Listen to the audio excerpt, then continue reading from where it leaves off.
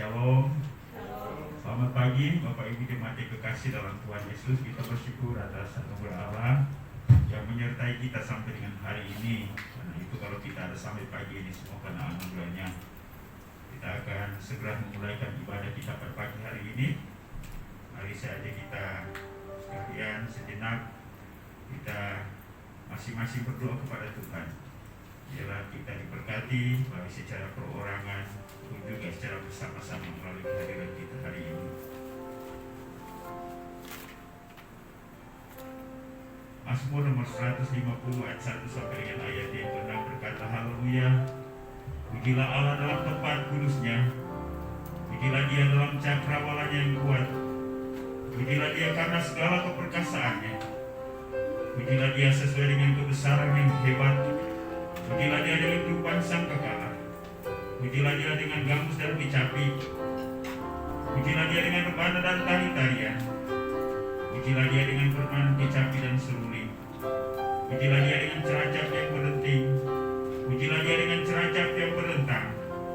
Dialah segala yang bernafas memuji Tuhan. Haleluya. Mari kita siapkan pujian, katakan, Rohmu yang hidup, kubuka hati untuk jamaah-Mu. Inilah kami pada pagi hari ini ya Tuhan. Kami membuka hati dan seluruh keberadaan kami. Kami percaya kehadiran-Mu di tempat ini dan lebih lagi dalam diri kami. Semangatkan kami, gairahkan kami untuk memuji dan menyembah-Mu. Terima kasih Tuhan.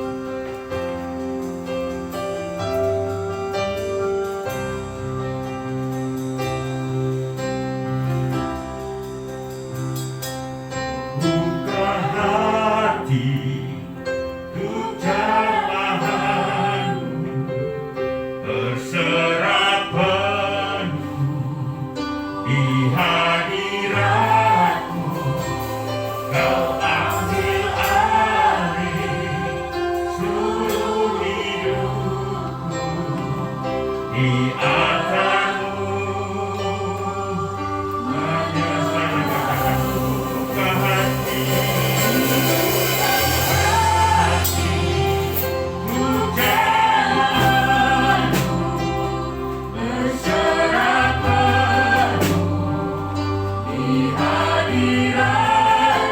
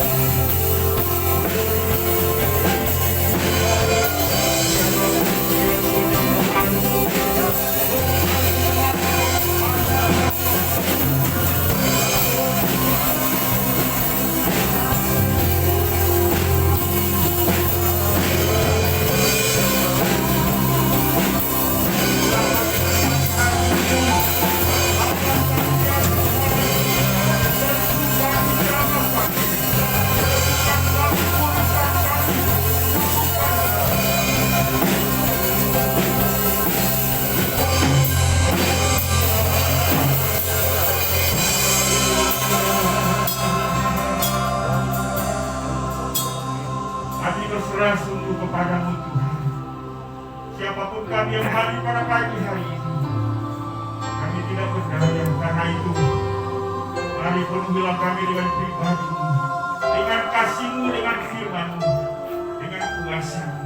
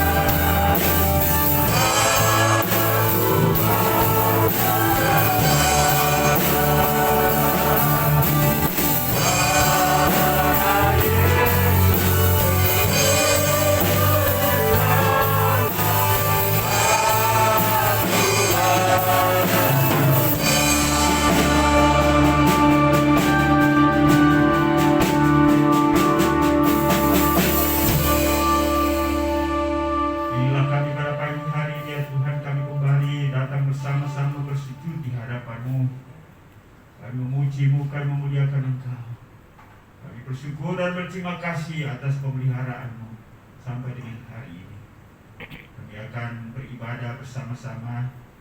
Kami percaya kehadiran-Mu di tengah-tengah kami, bahkan lebih lagi dalam hati kami. Mari penuhi kami dengan pribadi-Mu, kuasa-Mu, kasih-Mu dan firman-Mu. Biarlah hari ini menjadi hari yang keberkatan bagi kami, untuk pujian, kehormatan, kemuliaan bagi nama-Mu. Mohon urapan-Mu atas semua hamba-hamba-Mu yang melayani-Mu hari ini. Yang menyampaikan firman-Mu, worship leader, singers, pemain alat musik, kolektan, penyambut jemaat multimedia. Biarlah pelayanan hari ini hanya untuk kehormatan dan kemuliaan bagi nama Tuhan. Kiranya melalui pelayanan ibadah hari ini, seluruh jemaat Tuhan diberkati. Ibadah kami pada pagi hari ini dari awal pertengahan hingga selesainya, kami buka dan kami tabiskan hanya dalam nama Bapa, Anak dan Roh Kudus, Tritunggal yang esa. Haleluya, sama-sama kita katakan.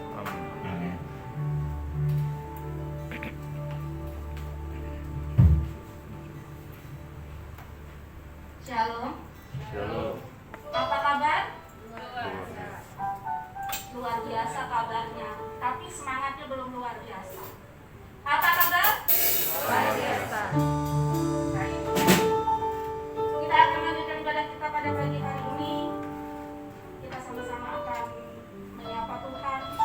Kita sama-sama akan memuji dan menyembah Tuhan. Kita sama-sama akan bersukacita dalam Tuhan. Percaya kuasa Tuhan dinyatakan untuk kita semua.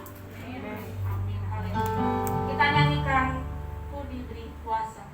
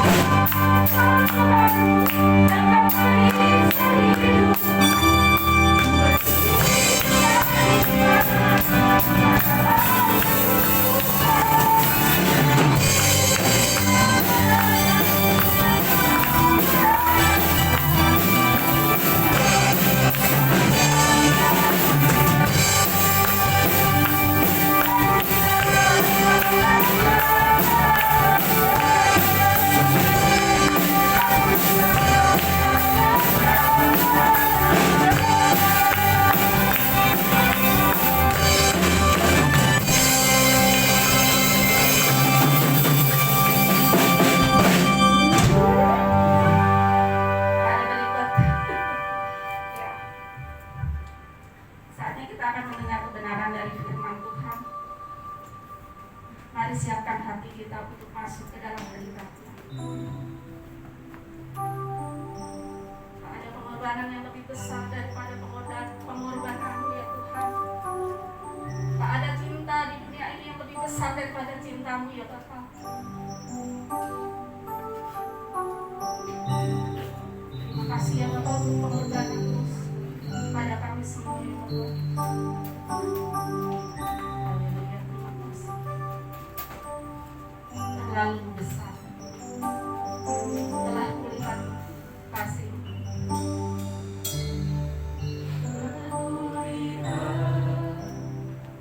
Putih kasih-Mu,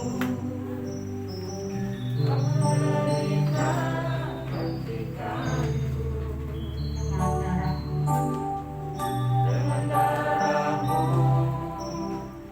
Kau selamatkanku, kini ku hidup.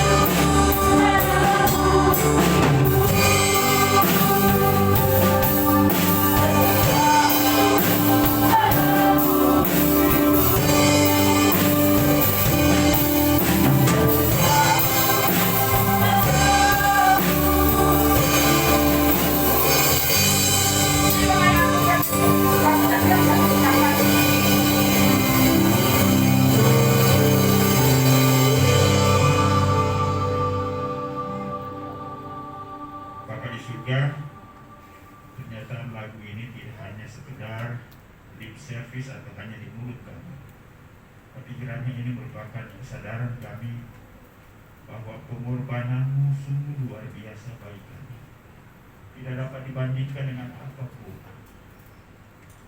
Engkau melakukan semuanya itu demi kasih-Mu terhadap kami.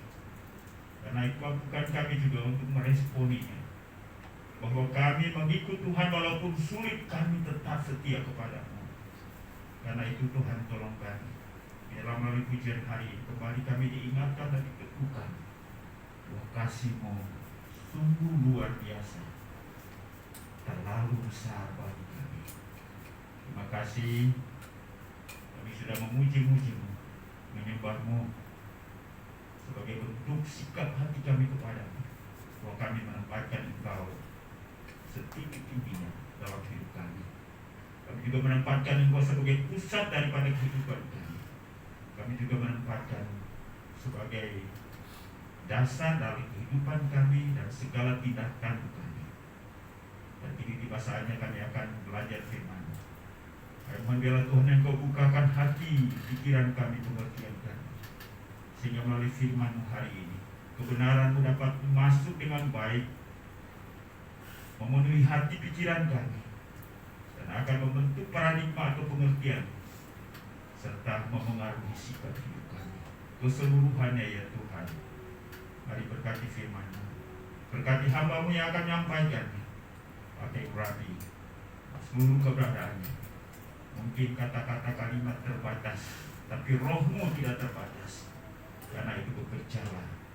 Terima kasih, inilah kami siap untuk belajar firman-Mu hari ini. Di dalam nama Yesus Tuhan dan Juru Selamat kami sudah berdoa kepada Bapa di surga. Haleluya. Amin. Baik, silakan duduk. Baik, sebelum kita mulai, boleh memandang, menoleh ke samping kiri kanan, lambaikan tangan dan ucapkan selamat pagi untuk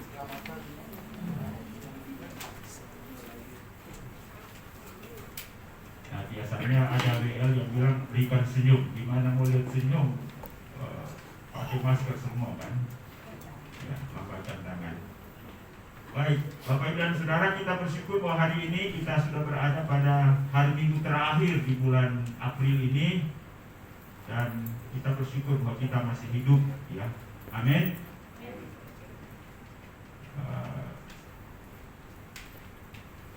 Hidup itu anugerah Tuhan atau ya biasa aja lah. Ya. Saya masih ingin hidup, ya. Karena itu kalau saya hidup, saya bersuka cita sampai hari ini, ya. Amin, Bapak Ibu. Ya, masih sehat, ya. Nah, karena ya sementara bencana menimpa manusia itu bertubi-tubi, ya. Ada virus, ada bencana alam, ada kecelakaan dan lain-lain sebagainya. Tapi hari ini kita masih tak utuh. Dan bagi saya itu karena kasih Tuhan, anugerah Tuhan. Karena itu pada pagi hari ini sudah sepantasnya lah kita datang mengucap syukur untuk semuanya itu. Walaupun memang ada banyak kebutuhan, ada banyak keinginan kita yang belum terpenuhi, tetapi mari kita syukuri apa yang Tuhan sudah kerjakan bagi kita. Firman Tuhan pada hari ini masih terambil dalam Roma pasal 4 ayat 1 sampai dengan ayat yang ke-25. Saya akan bacakan bagi kita sekalian secara cepat, dan Bapak Ibu silakan memperhatikan pada Alkitab masing-masing atau di depan. Dan mari kita betul-betul dalam hal membacanya, memperhatikannya, menelitinya, sehingga keseluruhan daripada bagian ini kita dapat menangkapnya dan memiliki konsep yang jelas. Roma pasal 4 ayat 1 sampai dengan ayat yang ke-25, firman Tuhan berkata demikian. Jadi apakah akan kita katakan tentang Abraham, bapa leluhur jasmani kita? Sebab jikalau Abraham dibenarkan karena perbuatannya, maka ia beroleh dasar untuk bermegah, tetapi tidak di hadapan Allah.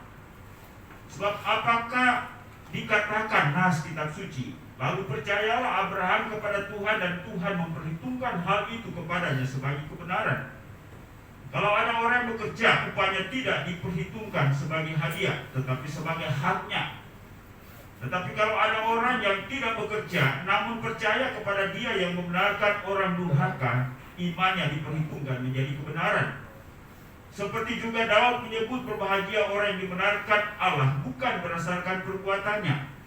Berbahagialah orang yang diampuni pelanggaran-pelanggarannya dan yang diampuni dosa-dosanya. Berbahagialah manusia yang kesalahannya tidak diperhitungkan Tuhan kepadanya. Adakah ucapan bahagia ini hanya berlaku bagi orang yang bersunat saja atau juga bagi orang yang tak bersunat? Sebab telah kami katakan bahwa kepada Abraham iman diperhitungkan sebagai kebenaran. Dalam keadaan manakah hal itu diperhitungkan? Sebelum atau sesudah ia disunat? Bukankah sesudah disunat, tetapi sebelumnya. Dan tanda sunat itu diterimanya sebagai meterai kebenaran berdasarkan iman yang ditunjukkannya sebelum ia bersunat. Demikianlah ia dapat menjadi bapa semua orang percaya yang tak bersunat, supaya kebenaran diperhitungkan kepada mereka. Dan juga menjadi bapa orang yang bersunat, yaitu mereka yang bukan hanya bersunat tetapi juga mengikuti jejak iman Abraham, bapa leluhur kita, pada masa ia belum disunat. Sebab bukan karena hukum Taurat telah diberikan janji kepada Abraham dan keturunannya bahwa ia akan memiliki dunia, tetapi karena kebenaran berdasarkan iman. Sebab jika mereka yang mengharapkan dari hukum Taurat menerima bagian yang dijanjikan Allah, maka sia-sialah iman dan batalah janji itu. Karena hukum Taurat membangkitkan murka, tetapi di mana tidak ada hukum Taurat, di situ tidak ada juga pelanggaran. Karena itulah kebenaran berdasarkan iman sebagai merupakan kasih karunia, sehingga janji itu berlaku bagi semua keturunan Abraham, bukan hanya bagi mereka yang hidup dari hukum Taurat, tapi juga bagi mereka yang hidup dari iman Abraham. Sebab Abraham adalah bapa kita semua. Seperti ada tertulis, engkau telah kutetapkan menjadi bapa banyak bangsa, di hadapan Allah yang kepadanya ia percaya, yaitu Allah yang menghidupkan orang mati dan yang menjadikan dengan firman-Nya yang tidak ada menjadi ada. Sebab sekalipun tidak ada dasar untuk berharap, namun Abraham berharap juga dan percaya bahwa ia akan menjadi bapa banyak bangsa menurut yang telah difirmankan, demikianlah banyaknya nanti keturunanmu. Imannya tidak menjadi lemah, walaupun ia mengetahui bahwa tubuhnya sudah sangat lemah, karena usianya telah kira-kira 100 tahun dan bahwa rahim Sarah telah tertutup. Tetapi terhadap janji Allah ia tidak bimbang, karena ketidakpercayaan, malah ia diperkuat dalam imannya dan ia memuliakan Allah dengan penuh keyakinan bahwa Allah berkuasa untuk melaksanakan apa yang telah ia janjikan. Karena itu hal ini diperhitungkan kepadanya sebagai kebenaran. Kata-kata ini, yaitu hal ini diperhitungkan kepadanya, tidak ditulis untuk Abraham saja, tetapi ditulis juga untuk kita. Sebab kepada kita pun Allah memperhitungkannya, karena kita percaya kepada Dia yang telah membangkitkan Yesus Tuhan kita dari antara orang mati, yaitu Yesus yang telah diserahkan karena pelanggaran kita dan dibangkitkan karena kebenaran kita. Yang menjadi pusat perhatian kita dan sekaligus menjadi tema kita hari ini terambil dalam ayat yang ke-24 dan 25. Tetapi ditulis juga untuk kita, sebab kepada kita pun Allah memperhitungkannya karena kita percaya kepada Dia yang telah membangkitkan Yesus Tuhan kita dari antara orang mati, yaitu Yesus yang telah diserahkan karena pelanggaran kita dan dibangkitkan karena kebenaran kita. Bapak Ibu, ya, tema kita hari ini masih berkaitan dengan kebangkitan Kristus. Ya, dalam bulan April ini kita terus banyak berbicara tentang kebangkitan Kristus dan hal-hal yang berkaitan dengan kebangkitan Kristus. Tema kita hari ini adalah Kristus bangkit karena kebenaran kita. Kristus bangkit karena kebenaran kita. Saudara yang dikasih dalam Yesus Kristus, jika kita memperhatikan secara detail dari kehidupan Kristus ketika ia masih hidup di tengah-tengah dunia ini, yang secara khusus dicatat oleh keempat Injil itu, maka kita menemukan bahwa tidak ada satu bagian kehidupan dari Yesus secara detail sekalipun yang tidak memiliki dampak ya bagi kita sebagai manusia. Jadi detail kehidupan Yesus itu karena kita dan untuk kita manusia. Baik itu hal yang bersifat secara langsung maupun hal yang bersifat simbolis. Punya dampak, punya pengaruh, punya akibat dan punya tujuan bagi kehidupan kita. Semua yang Yesus lakukan adalah karena kita dan untuk kita. Karena itu ada seorang pengarang lagu Indonesia yang menuliskan lagu, dia lahir untuk kami, dia mati untuk kami, dia bangkit untuk kami. Ya. Walaupun tidak ditulis, dia membuat mujizat untuk kami, dia berbicara, dia mengajar, dia berkhotbah untuk kami. Tetapi saya melihat bahwa semua detail kehidupan Yesus itu punya pengaruh dan punya dampak, punya sebab akibat dan punya tujuan bagi umat manusia. Amin. Ya, dan ini juga sebenarnya harus punya pembelajaran, ya, memberikan inspirasi bagi kita bahwa hidup ini bukannya milik kita, tapi hidup ini adalah pemberian Allah. Ya, karena Allah kita hidup, karena Allah kita hidup oleh Allah, dan kita hidup untuk Allah. Bapak Ibu sepakat? Kita hidup karena Allah, kita hidup oleh Allah, dan kita hidup untuk Allah.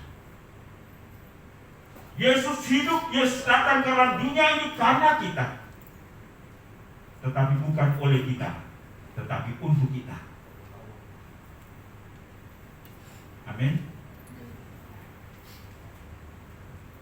Jadi sebenarnya jangan kita menganggap bahwa hidup ini adalah milik saya, tapi hidup ini adalah pemberian Allah. Dan tentunya bahwa ketika Allah memberikan kehidupan ini, maka kita harus memberi manfaat bagi Allah, bagi sesama, dan bagi kehidupan. Bapak Ibu dan Saudara yang dikasihi dalam Yesus Kristus, khususnya hari ini kita akan berbicara tentang kebangkitan Kristus, ya, yang punya dampak, yang punya pengaruh, sebab akibat untuk kehidupan manusia. Kristus bangkit karena pembenaran kita adalah salah satu hal yang sangat penting berkaitan dengan keadaan manusia. Ya. Jadi kematian dan kebangkitan Kristus itu adalah satu paket. Ya. Kita tidak bisa pisahkan antara kematian dan kebangkitan. Ibarat dua sisi mata uang, sebelah menyebelah. Ya. Sebagus apapun yang sebelah gambarnya itu, mata uang itu, tapi kalau di sebelah tidak ada,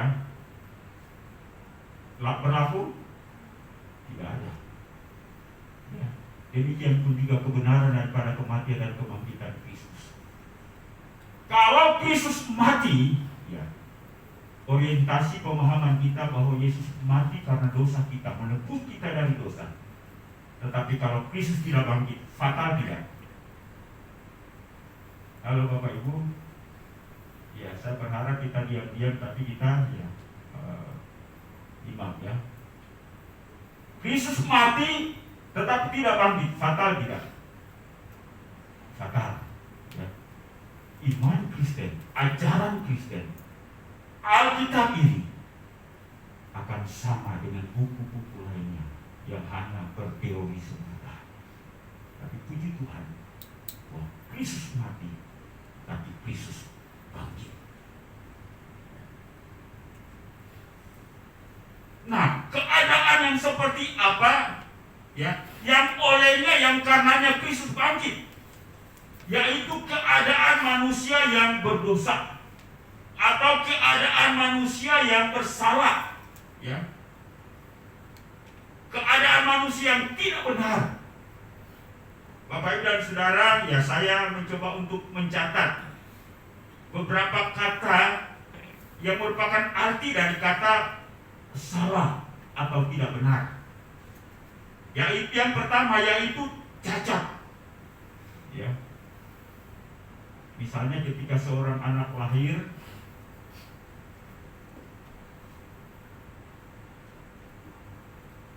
jari kakinya saja 6. Ya, sebelahnya 6, sebelah 6, demikian pun juga 6. Itu benar tidak? Itu yang kita sebut tidak normal. Ya. Itu walaupun hanya masalah kecil, ya. Mengapa? Karena kebenaran adalah bahwa jari manusia itu seharusnya sebelah menyebelah 5. Ya. Lebih dari 1 atau kurang dari 1 itu tidak normal. Ya. Ada yang salah di situ. Ya. Jadi kata salah itu cacat, ya. Buruk, jahat, jelek, atau busuk. Itu kata lain daripada salah.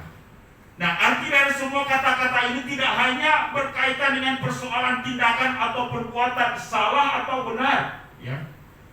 Tetapi menjelaskan kepada suatu hakikat atau keadaan yang sebenarnya. Bahwa keadaan manusia sebagaimana dinyatakan dalam Roma pasal 3 ayat 23, karena semua orang telah berbuat dosa dan telah kehilangan kemuliaan Allah. Ini keadaan yang salah. Ini keadaan yang tidak benar. Ya, semua orang berdosa itu adalah hal yang abnormal, ya, di mata Allah. Karena itu ayat ini menjelaskan tentang hakikat atau keadaan manusia secara umum di hadapan Allah atau pada pemandangan Allah, yaitu bahwa manusia secara umum berada pada keadaan bersalah, berada pada keadaan cacat. Manusia itu buruk, manusia itu jahat, manusia itu jelek dan busuk. Ini tidak berbicara tentang masalah fisik, tetapi berbicara tentang pikiran, perasaan, dan kehendaknya telah rusak, telah buruk. Amin. Bapak Ibu ngaku nggak bahwa itulah saya, itulah kita? Karena itu dalam Mazmur pasal 143 ayat 2, Daud dalam komunikasinya dengan Tuhan berkata, janganlah berperkara dengan hambamu ini, sebab di antara yang hidup tidak seorang pun yang benar di hadapanmu, termasuk juga dirinya. Dan sehubungan dengan hal ini, Mazmur 14 ayat 2 berkata, Tuhan memandang ke bawah dari surga kepada anak-anak manusia untuk melihat apakah ada yang berakal budi, apakah ada yang mencari Allah. Mereka semua telah menyeleweng, semua telah bejat, tidak ada yang berbuat baik, seorang pun tidak. Itu yang disebut tadi itu cacat, buruk, jahat, jelek, dan busuk. Inilah moralitas manusia. Inilah pikiran perasaan manusia. Semua orang telah berbuat dosa. Bapak Ibu dan Saudara, sekali lagi, bahwa keadaan ini tidak hanya menjelaskan sikap hidup dan perbuatan manusia semata, tetapi lebih kepada status manusia, yaitu status manusia sebagai pendosa. Dan hal ini kita warisi dari manusia pertama, yaitu Adam, yang telah menurunkan atau mewariskan status ini kepada seluruh generasinya. Sebagaimana ia pendosa, maka keturunanku juga adalah pendosa. Dan ini adalah hukum, ya. Nah, Bapak Ibu dan Saudara, dulu kalau seorang hamba maka punya anak, maka otomatis anak itu juga statusnya sebagai hamba, ya.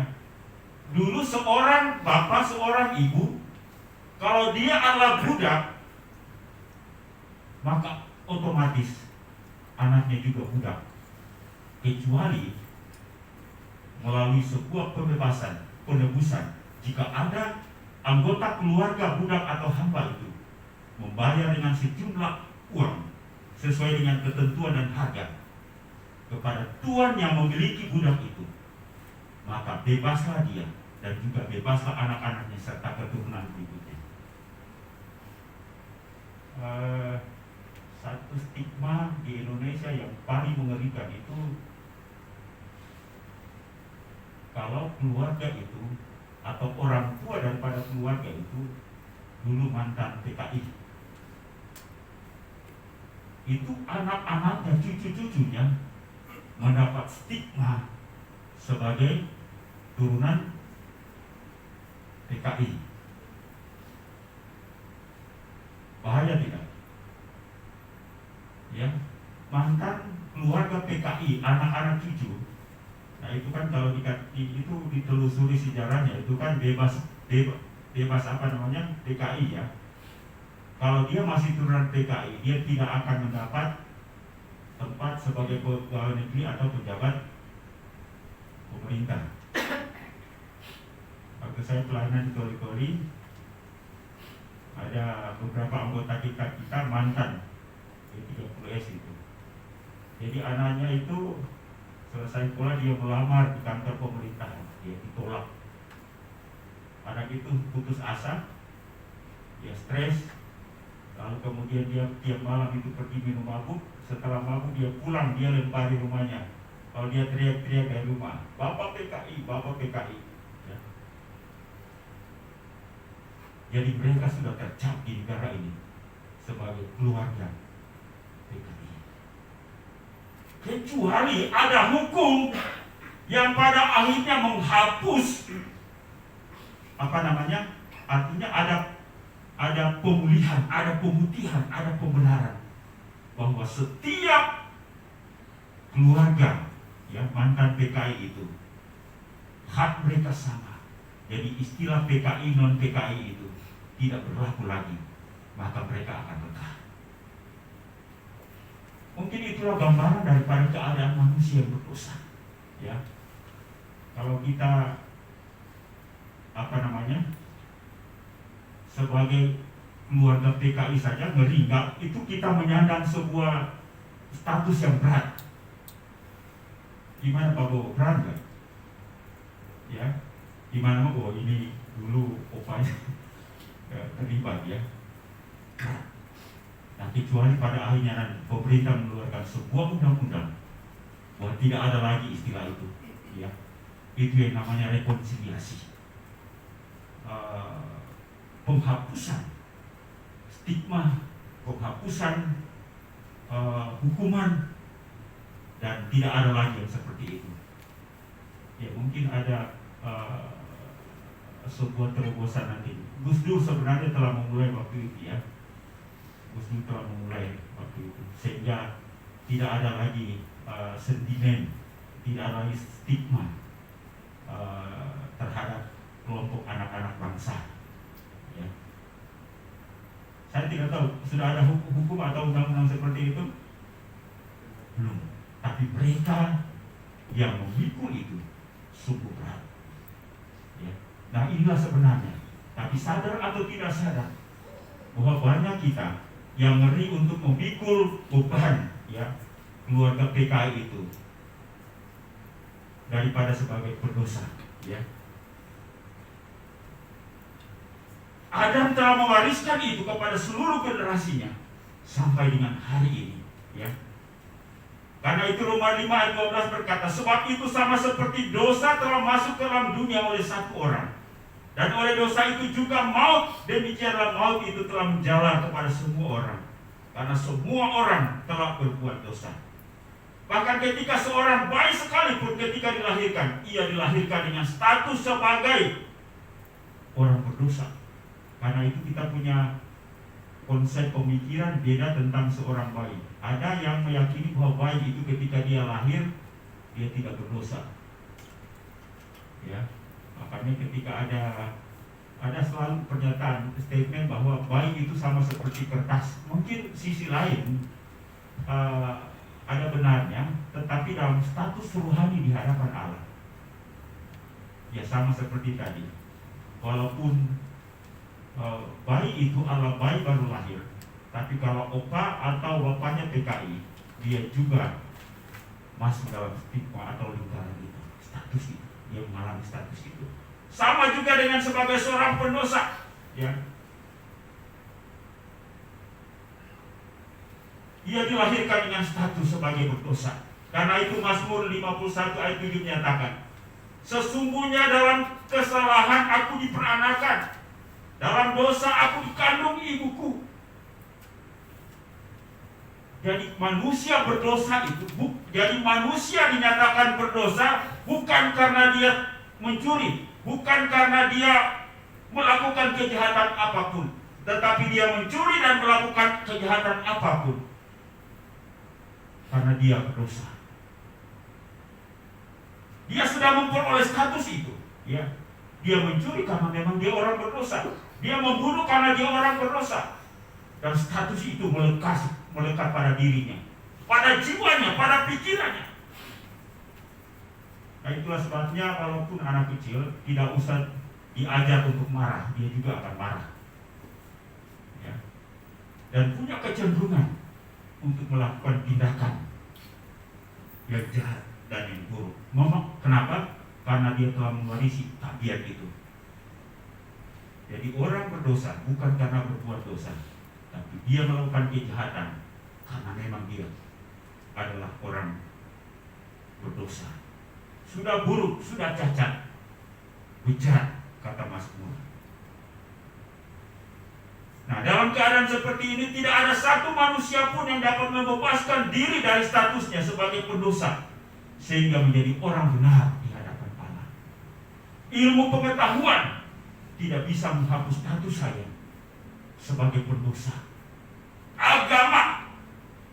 Agama tidak bisa melepaskan status saya sebagai pendosa.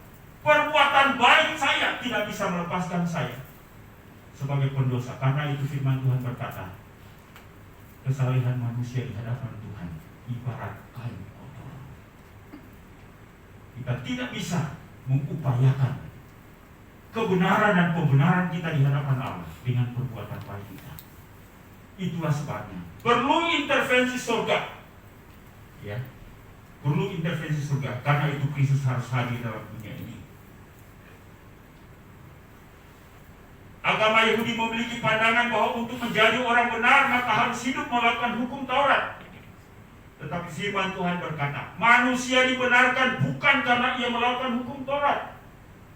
Roma 3 ayat 28. Walaupun melakukan hukum Taurat itu adalah baik, tetapi tidak menjadi ukuran dan standar. Hukum Taurat tidak punya kesanggupan untuk memulihkan status kita sebagai anak-anak Allah. Ada agama yang menyatakan bahwa supaya dapat dibenarkan di hadapan Tuhan, maka harus melakukan ajaran agama, harus melakukan kebaikan, melakukan ini, melakukan itu, dan lain-lain sebagainya. Namun firman Tuhan berkata, oleh kasih karunia kita telah dibenarkan dengan cuma-cuma karena penebusan dalam Kristus Yesus. Kristus Yesus telah ditentukan Allah. Mari kita garis bawahi kalimat Kristus Yesus telah ditentukan Allah untuk menjadi jalan pendamai karena iman dalam darahnya. Saya selalu tekankan mengenai Kristus. Bukan malaikat, bukan nabi, bukan para rasul. Mengapa harus Yesus? Karena Yesus adalah Allah sendiri dari surga yang suci dan kudus. Walaupun ia dilahirkan oleh Maria, tetapi darahnya tidak tercemar sedikit pun oleh dosa. Dan yang sebenarnya yang harus mari kita melihat konsep atau hukum ini, bahwa semua orang berdosa seharusnya dihukum mati. Ya, Roma 6 ayat 23. Upah dosa ialah maut. Tidak bisa tidak. Karena itu dosa itu harus hukuman, supaya hukum keadilan harus setimpal dan harus sesuai dengan pernyataan hukum itu sendiri. Kalau bapak-bapak pengacara, jaksa atau apapun ya tahu tentang pasal-pasal. Jadi semua orang yang didakwa di persidangan harus didakwa sesuai dengan pasal, ya. Nah, kecuali kalau pasal karet, ya. Pasal karet itu ada sebuah pasal yang bisa ditarik kemana-mana, ya. Nah, surga juga punya hukum bahwa orang yang berdosa harus dihukum. Hukumannya apa? Harus mati. Ya. Karena itu tidak ada satu pasal pun juga yang bisa memenuhi standar. Ini hukum bukan hukum manusia, tapi hukum Allah. Ya. Tidak ada apapun juga yang dapat dipergunakan sebagai sebuah standar untuk membebaskan manusia dalam statusnya sebagai orang berdosa, kecuali orang yang tidak salah, orang yang tidak berdosa, atau pribadi yang benar. Dan dari dunia ini tidak ada seorang pun yang benar. Ketika Musa berkata jangan membunuh, ia sudah lebih duluan membunuh. Karena itu darah Musa tidak layak untuk menjadi alat tebusan. Dalam Ibrani pasal 9 ada pernyataan dalam konsep perjanjian lama bahwa segala sesuatu disucikan harus disucikan dengan darah. Dan tanpa darah, tanpa penumpahan darah, tidak ada pengampunan. Karena itu ini sangat berkaitan dengan ayat. Allah telah menetapkan Kristus sebagai alat tebusan untuk membenarkan kita. Karena itu, sekali lagi, walaupun manusia sadar akan dosanya, minta ampun kepada Allah, tapi jika tidak mengakui darah Yesus, tidak mengakui Yesus yang mati dan bangkit, maka tidak mungkin mereka memperoleh pengampunan. Walaupun mau bersujud tikam kepala dan lain-lain sebagainya, orang Ambon katakan, tanpa mengakui tubuh Kristus yang terpecah, tanpa mengakui darah Yesus yang tercurah di atas kayu salib, tidak mungkin mendapat pengampunan. Mengapa? Allah telah menetapkan Kristus sebagai jalan pendamaian yang akan membenarkan kita. Karena darah yang harus dipersembahkan adalah darah yang tak bercacat. Bapak Ibu, amin. Ya, bukan darah malaikat, bukan darah para nabi. Yesus satu-satunya. Dan prosesnya itu ialah melalui kematiannya dan kebangkitannya. Sebenarnya inilah inti daripada iman Kristen, inti daripada keyakinan Kristen. Karena itu, kalau kita berkata, mungkin agama semua benar, ya. Mungkin semua, ada orang berkata semua agama sama, tetapi pada prinsipnya agama Kristen bisa bertolak belakang dengan semua agama dalam hal yang satu ini, bahwa pembenaran kita, pengampunan kita peroleh kepada Allah jika kita mengimani karya Kristus, kematian dan kebangkitannya. Itulah sebabnya dengan ini Yesus katakan, akulah jalan, kebenaran dan hidup. Tidak seorang pun dapat datang kepada Bapa kalau tidak melalui aku. Tidak ada seorang pun di bawah kolong langit ini, tidak ada nama lain yang diberikan kepada manusia untuk diselamatkan. Karena itu hanya melalui Yesus. Only Jesus. Dan ini menjadi kunci atau inti keunggulan daripada ajaran dan iman Kristen. Amin Bapak Ibu. Ya. Oleh kasih karunia kamu telah dibenarkan dengan cuma-cuma karena penebusan dalam Kristus. Kristus Yesus telah ditentukan Allah. Garis bawah baru. Kristus Yesus telah ditentukan Allah. Itulah sebabnya tidak mungkin ada jalan keselamatan yang lain. Karena Allah telah menentukan Kristus menjadi jalan berdamai itu. Nah, karena itu kematian dan kebangkitan Kristus adalah jalan yang Kristus sediakan bagi setiap orang percaya untuk mengalami proses dan pengalaman kebenaran, serta mendapatkan status baru sebagai orang yang dibenarkan di hadapan Allah. Dan setiap orang percaya menerima proses pembenaran dan status barunya sebagai orang benar melalui kematian dan kebangkitan Kristus dengan cara beriman kepada Kristus. Mengapa melalui Kristus? Karena Kristus telah ditentukan Allah. Bukan melalui agama Kristen, bukan melalui hukum Taurat, bukan melalui perbuatan baik, bukan melalui usaha manusia, tetapi sekali lagi melalui pribadi Kristus. Karena hukumnya sudah seperti itu, dan hukum keselamatan adalah di dalam Kristus. Jangan cari pada pasal lain. Saya rasa ini sangat tegas dan jelas untuk setiap kita, sehingga kita tidak membuka pikiran, perasaan adanya peluang keselamatan di luar Kristus. Karena kita hanya dibenarkan di dalam Dia. Nah, yang berikutnya ialah bahwa pribadi Kristus adalah pribadi yang tepat dan layak untuk mengerjakan pembenaran itu satu-satunya, hanya Kristus. Karena Dia tidak hanya benar, tetapi Dia adalah kebenaran itu sendiri. Ya. Jadi yang membenarkan manusia harus orang benar, bukan orang tidak benar. Dan Dia adalah Kristus sendiri. Kita dipandang benar di hadapan Allah karena kebenaran Kristus oleh imannya, oleh iman kepadanya. Saya sering membayangkan bahwa ketika Allah melihat manusia, ya, ketika Allah melihat manusia yang layak untuk dihadapannya, maka Ia melihat kita di dalam Kristus. Ya. Ia melihat kita di dalam Kristus. Dan siapa yang ada di dalam Kristus, firman Tuhan katakan, ia adalah ciptaan baru.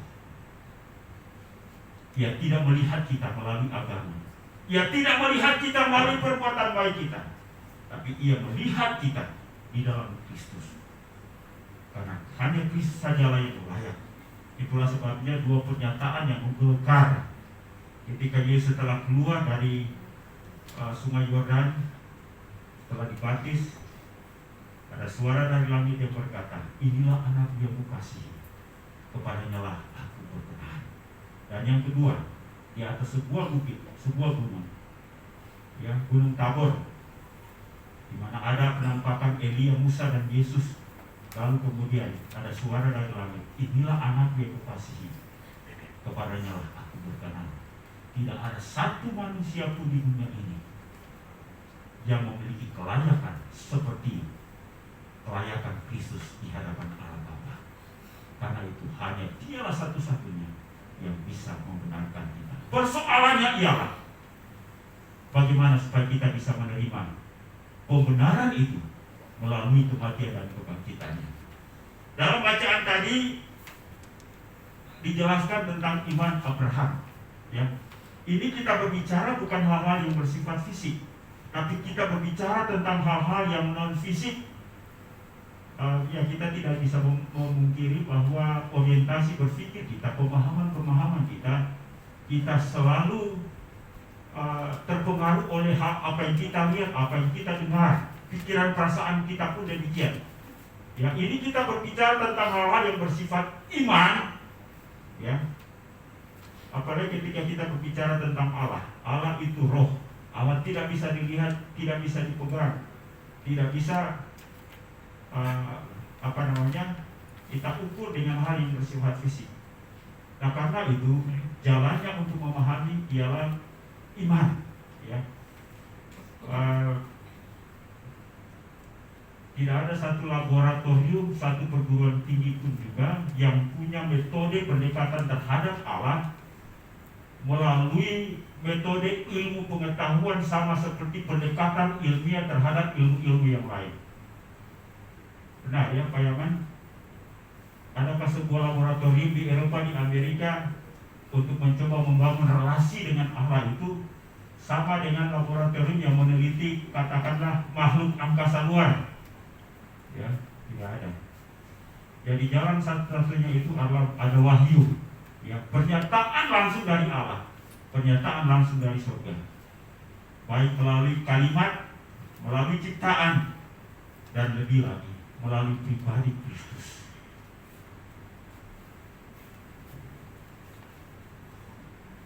Karena itu hanya Dialah satu-satunya yang layak. Dan melalui kebangkitannya Ia membuktikan diri bahwa Ia adalah kebenaran yang sesungguhnya. Walaupun ia telah mati karena dosa-dosa kita. Karena itu untuk menghidupi kebenaran dan status yang baru sebagai orang benar, marilah kita terus beriman kepadanya, tinggal di dalam Dia.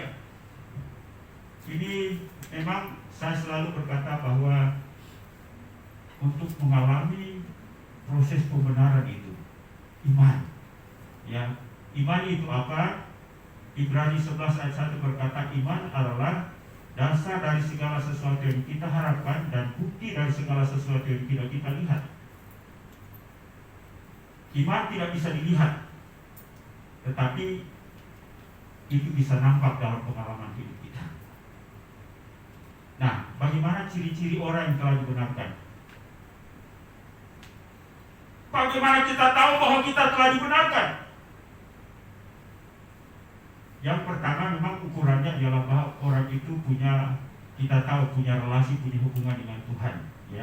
Walaupun secara umum orang anggap itu, katakanlah orang itu beragama, ya. Tapi paling tidak ialah bahwa cara berpikir, cara berkata, cara bersikap, cara bereaksi terhadap apapun, landasannya ialah selalu dikaitkan dengan masalah Kristus. Orang benar, orang yang sudah dibenarkan, tidak seperti orang Farisi merasa benar.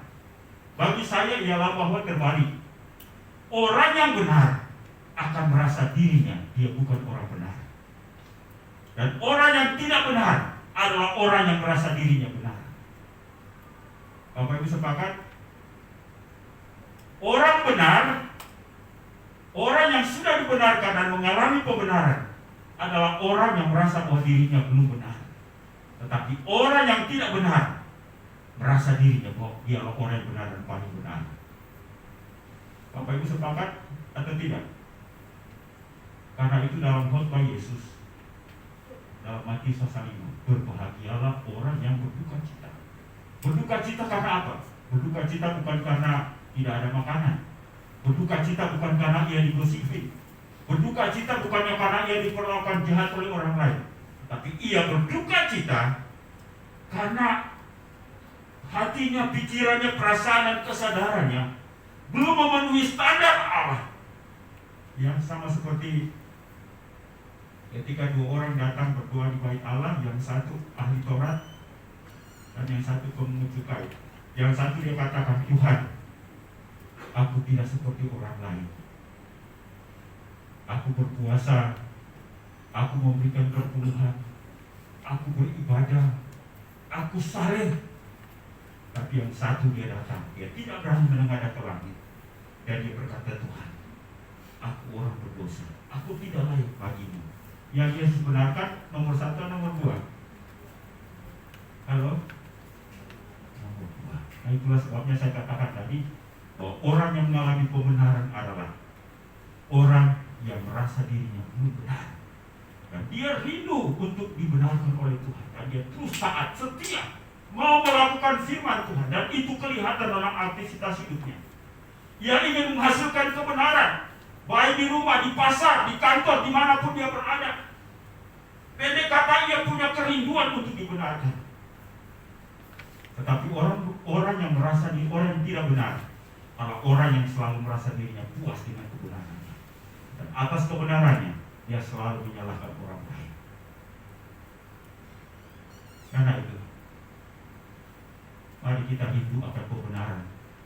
Kita dalam sebuah proses. Taatilah firman Tuhan, lembutkan hati kita, belajarlah untuk taat dan setia. Itulah tanda-tanda orang yang dibenarkan. Belum seorang pun, ya, seorang teolog, seorang pemimpin agama, seorang pemimpin gereja besar sekalipun tidak mungkin dapat berdiri dan mengusungkan data, aku adalah orang benar, ya.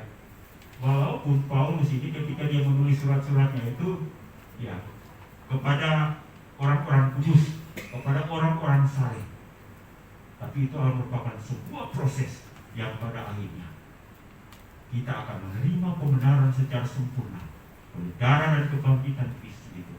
Karena itu, rinduilah firman Tuhan, sukalah firman Tuhan, praktekkanlah dan lakukanlah. Ya. sebagai tanda, sebagai bukti bahwa kita sementara mengalami dan terus mengalami kebenaran itu. Kalau dalam bahasa itu orix, ya, sudah mendapatkan pembenaran, sementara dibenarkan dan akan terus dibenarkan. Pak Yaman yang paham itu ya, kata orix itu ya. Jadi sudah dibenarkan, sementara dibenarkan dan terus dibenarkan. Sempurnanya kapan? Ketika kita masuk di kerajaan Allah. Hari ini mungkin kita masih seperti Abraham tadi. Ya, Abraham tubuhnya lemah, sudah hampir 100 tahun, tidak mungkin lagi punya anak. Tetapi dia terus percaya, dan kelemahannya tidak membuat iman dan kepercayaannya pupus. Saya percaya setiap hari kita bergumul juga dengan kelemahan-kelemahan kita. Tapi jangan pernah putus asa, karena Tuhan akan terus bekerja menyempurnakan iman kita. Tetapi pertanyaannya, bagaimana dengan sikap hati kita? Karena sikap hati kita sangat menentukan untuk kita mengalami proses pembenaran sebagai sambutan positif kita terhadap apa yang dikerjakan Kristus melalui kematian dan kebangkitannya. Pikirkanlah bahwa kita sudah menang, telah menang, sementara menang, dan akan terus menang oleh karena kebangkitan Kristus. Jadi ketika ada godaan, ketika ada cobaan, pikirkan Yesus sudah menang, Yesus sudah bangkit. Itu yang menjadi motivasi kita dalam jalan kehidupan sebagai orang benar. Amin. Biar Tuhan memberkati kita, menyempurnakan firman Tuhan ini, sehingga kita terus semangat di dalam Tuhan. Baik, pemain musik ke depan.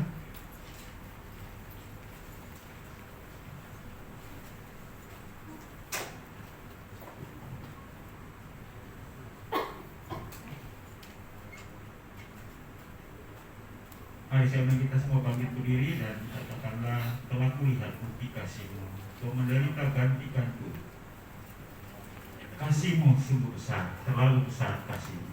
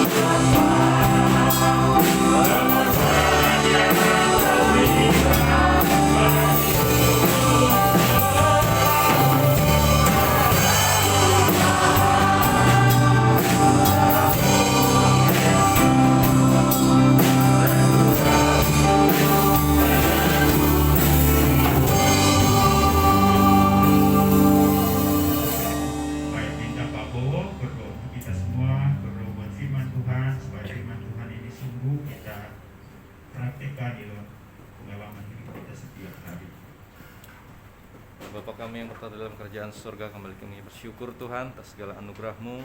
Terima kasih Kau boleh kumpulkan kami juga di tempat ini.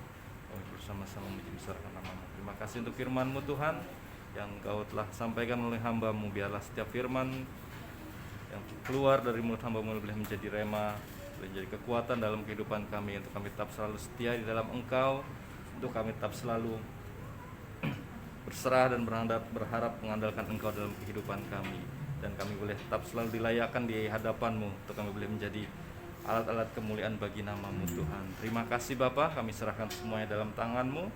Inilah kehidupan kami taruhkan sepenuhnya ke dalam tangan Tuhan. Terima kasih Bapa, dalam nama Tuhan Yesus, haleluya, amin. Amin. Terima kasih. Silakan duduk, Tuhan memberkati.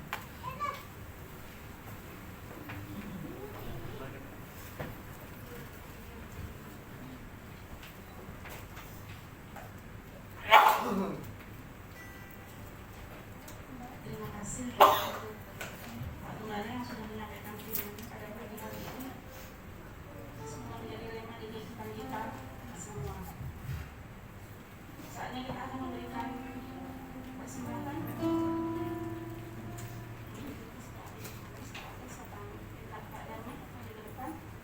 Sebelum berdoa, saya akan membacakan salah satu firman Tuhan yang berbicara tentang persembahan kolektor. Diambil dari Mazmur 4 ayat 6. Persembahkanlah korban yang benar dan percayalah kepada Tuhan. Mari kita satu dalam doa. Bapa kami yang di surga, yang mulia, yang kudus, yang penuh cahaya surgawi, mengucap syukur dan terima kasih untuk penyertaan-Mu pada ibadah ini dari awal pertengahan. Kami telah memuji muliakan nama-Mu dengan suara kami yang terbaik. Kami juga telah mendengarkan firman Tuhan yang mengajarkan kami bahwa Kristus bangkit karena pembenaran kita. Biarlah firman ini menjadi rema dalam kehidupan kami. Nah, sebentar kami kesempatan untuk memberi yang terbaik, yang malah hati kami, lawat hati kami, agar persembahan yang kami letakkan adalah yang terbaik dari kami untuk kemuliaan. Dalam nama Yesus kami berdoa dan mengucap syukur, haleluya, amin. Sambil kantong sudah dijalankan, kita akan pergi ke Medan. Kita nyanyikan lagu dan macam-macam.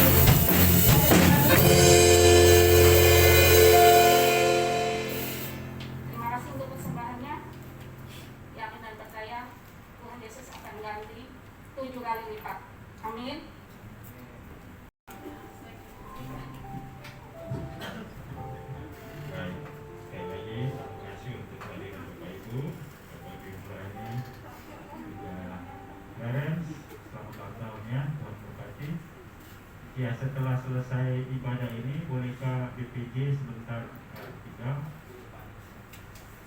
Baik, saya rasa itu saja. Ya, BPJ tolong tinggal setelah selesai ibadah.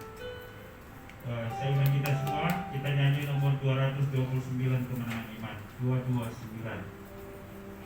Ya, kita berdiri semua ya.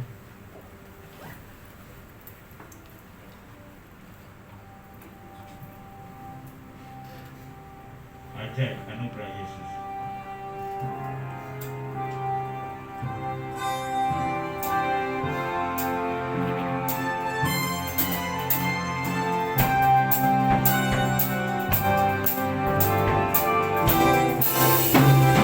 Ajaib anugerah Yesus, dosaku terhapus. Silaku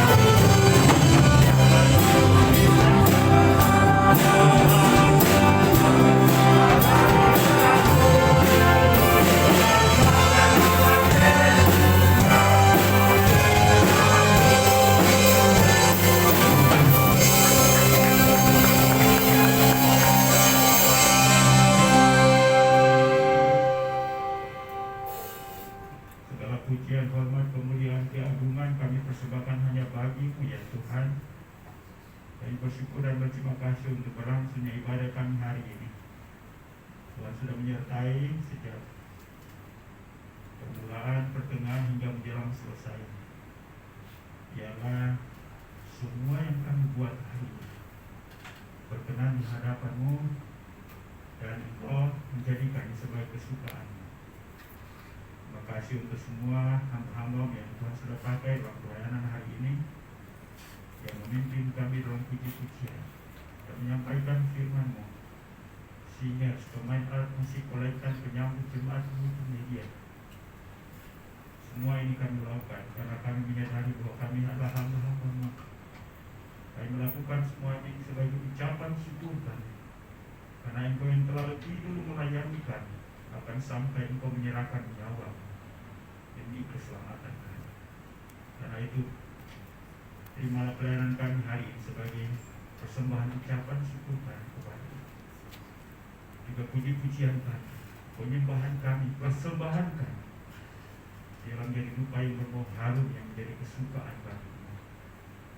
Yang berdoa buat semua hamba-hamba Tuhan yang sudah pakai hari ini, berkatilah mereka atas apa yang mereka sudah kerjakan dan lakukan hari ini.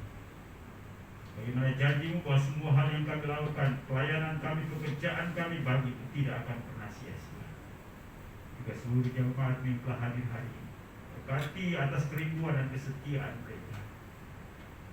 Kami bersyukur bahwa Engkau telah Benarkan kami oleh iman kami kepada kematian dan kebangkitan Kristus dan kepada pribadi Kristus itu. Karena itu sempurnakan pengenalan kami akan Tuhan, dan mampukan kami untuk menyikapi dengan benar dalam menjalani mengarungi perjalanan seluruhan daripada waktu-waktu dalam hidup ini. Jangan biarkan satu aspek kehidupan kami terlepas daripada pimpinan dan pertolongan. Hati, pikiran, perasaan kami Engkau kendalikan, karena Kristus telah bangkit bagi kami. Dan kemenangan Kristus itu tidak hanya bagi Kristus, tapi juga bagi kami. Kami menang atas dosa, kami menang atas dunia ini, kami menang atas diri kami sendiri, dan Kristuslah yang mengendalikan hidup ini. Bapa di surga, berdoa untuk pertumbuhan iman rohani daripada seluruh jemaat. Dan terus biarlah pengenalan kami akan Tuhan semakin hari semakin tinggi, semakin dalam.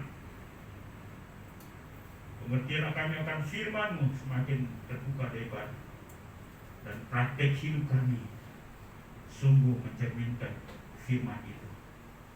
Terima kasih. Kami berdoa untuk kehidupan rumah tangga, hubungan suami istri, anak orang tua. Tuhan Yesus tolong supaya kami selaras dan firman menjadi ukuran kami. Berdoa untuk usaha pekerjaan jemaat-Mu. Tuhan Yesus memberkati baik mereka yang bekerja pada perusahaan sendiri maupun perusahaan orang lain. Berdoa untuk anak-anak kami yang bersekolah, yang menghikmat akan beri kemampuan dan kesanggupan untuk belajar, sehingga mereka boleh berhasil naik kelas, lulus, lanjut perguruan tinggi. Mereka selesai tepat pada waktunya. Anak-anak kami yang membutuhkan pekerjaan, Tuhan Yesus tolong supaya mereka memperoleh pekerjaan yang sesuai.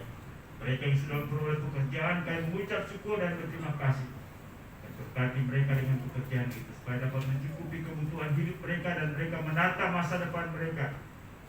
Ingatkan mereka juga untuk memuliakan Tuhan dengan berkat-berkat jasmani dan keuangan itu. Ya Bapa di surga, kami berdoa juga untuk mereka yang lemah tubuh, sakit. Ya Tuhan, Engkau jamah lawan, teguhkan, kuatkan, sembuhkan mereka dalam nama Tuhan Yesus. Berdoa terus untuk hamba-Mu Pak Ibau, orang tua kami, mari Tuhan hibur, teguhkan semua anak mantu cucu, teguhkan, kuatkan untuk terus memberikan perhatian kepada orang tua ini. Bahkan Bapak Ibu yang lain, sakit berat, ringan, sakit apapun, Tuhan Yesus lawan mereka. Bapak di surga, hari ini kami mengucap syukur bersama keluarga Pak Yohanes, di mana anak kami Clarence berulang tahun hari ini. Terima kasih untuk anak ini, di mana Tuhan sudah pelihara sejak ia lahir sampai dengan hari ini, bertumbuh secara sempurna baik fisik, mental, IQ, rohaninya. Biarlah Clarence boleh semakin paham mengerti akan hidup ini, hakikat sebagai seorang manusia yang bertanggung jawab, dan Tuhan siapkan masa depan yang penuh harapan bagi anak ini. Ayo dan Ibu Christine, Tuhan topang, teguhkan, kuatkan kedua hamba-Mu untuk memimpin anak ini mengenal Tuhan, menjadi besar, bahkan juga kedua kakaknya. Tuhan memberkati mereka juga. Terima kasih. Demikian pun juga untuk anak kami Putri, anak dari Ibu Nilama. Tuhan memberkati anak ini, biarlah dari kecil dia boleh mengenal dan takut akan Tuhan. Tuhan siapkan masa depan untuk harapan. Bahkan semua anak-anak kami dalam jemaat ini, berkati mereka. Hari ini kami berdoa untuk keluarga Pak Eko, di mana mereka berduka karena Tuhan telah memanggil salah seorang anggota keluarga, adik ipar dari Pak Eko. Hibur mereka, teguhkan mereka supaya mereka terus melihat Tuhan dalam situasi seperti ini. Pak Eko dalam perjalanan ke Jawa, Tuhan sertai baik pergi maupun pulang. Tuhan tolong sertai mereka, dan keluarga yang berduka cita memperoleh penghiburan dan penguatan yang sempurna dari Tuhan. Yang berdoa untuk jemaat yang tidak hadir hari ini, mungkin mereka di tempat yang lain, Tuhan Yesus tolong sertai lindungi mereka juga. Kalau mereka ada di luar kota dalam perjalanan pergi pulang dengan kendaraan darat, laut, udara, Tuhan Yesus Engkau berkati mereka Bapa, dan dilindungi secara sempurna. Bapa di surga, kami berdoa juga Tuhan untuk pergumulan-pergumulan jemaat-Mu. Walaupun kami tidak menyebutnya satu persatu, kami serahkan semuanya ke dalam tangan-Mu. Biarlah Tuhan teguhkan umat-Mu, dan Tuhan memberikan jalan keluar tepat pada waktunya. Bapa di surga, dan juga berdoa buat masa depan daripada gereja ini. Kami serahkan dalam tangan-Mu, Ya Tuhan, Engkau menolong dengan semua kebutuhan-kebutuhannya. Engkau berdoa juga Tuhan untuk gereja Kemajuan Indonesia, baik pada tingkat pusat, wilayah, daerah sampai kepada gereja-gereja lokal. Tuhan, Engkau berkati kerjasama dengan gereja-gereja lain, penginjilan dalam negeri, luar negeri, penginjilan di kota, di desa, bahkan ke pedalaman sekalipun. Tuhan Yesus, Engkau memberkati. Saya berdoa Tuhan untuk saudara-saudara kami yang mengalami bencana alam di NTT. Hanya tolong mereka, hibur, teguhkan, baik itu mereka gereja Kemajuan Injil maupun di luar gereja Kemajuan Injil. Saya juga berdoa Tuhan untuk sebuah kecelakaan tenggelamnya kapal selam. Mungkin ada anak-anak Tuhan di sana, keluarga yang ditinggalkan, hibur dan teguhkan keluarga mereka. Saya berdoa juga Tuhan untuk pemerintah bangsa dan negara kami. Saya memberkati Presiden, Wakil Presiden, para menteri, semua lembaga tinggi negara, jajaran pemerintahan dari pusat sampai ke daerah. Dalam hati mereka yang takut akan Allah, untuk terus membangun bangsa ini dan ada pemulihan bagi bangsa, khususnya yang terbebas dari penyebaran COVID-19, juga pemulihan ekonomi. Biar Tuhan turut campur tangan semuanya. Bapa di surga, mengucap syukur juga untuk persembahan umat hari ini, baik persembahan kolektif, persembahan syukur, persembahan pembangunan. Mari Tuhan, Engkau terima semuanya ini. Biarlah semuanya ini adalah merupakan bentuk iman kami, kasih kami, tanggung jawab kami, dan kami kembalikan semuanya ke dalam tangan kasih dan kuasa. Dan terima dan jadi alat dalam tangan untuk menunjang pelayan pekerjaan Tuhan di tempat ini. Inilah doa kami Bapa, kami sadar sungguh bahwa banyak hal yang berkaitan atau bahkan menjadi kebutuhan kami tak tersebut melalui doa ini. Biarlah Roh Kudus penolong agung kami turut menyampaikan kepada Bapa di surga dengan keluhan-keluhan yang tidak terucapkan, dan Engkau menjawab jauh lebih besar dari apa yang kami doakan.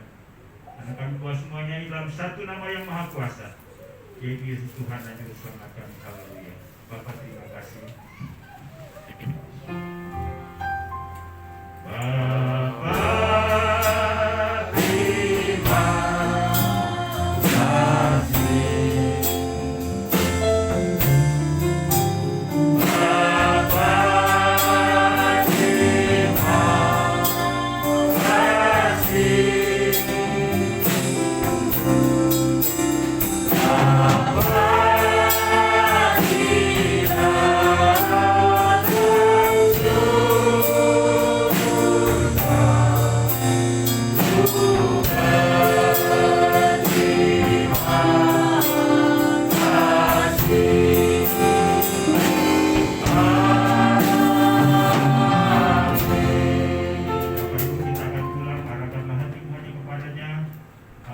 sampaikan kepada kita hari ini. Terimalah itu, lakukanlah itu dalam kehidupanmu. Dan kami mohon kasih karunia daripada Allah Bapa, anugerah dan damai sejahtera dalam nama Tuhan Yesus, serta pimpinan penghiburan pertolongan Roh Kudus menyertai kita sekalian hari ini, akan sampai Maranatha, Yesus datang untuk menjemput salah-salahnya. Haleluya. Sama-sama kita katakan amin. Silakan duduk, mari kita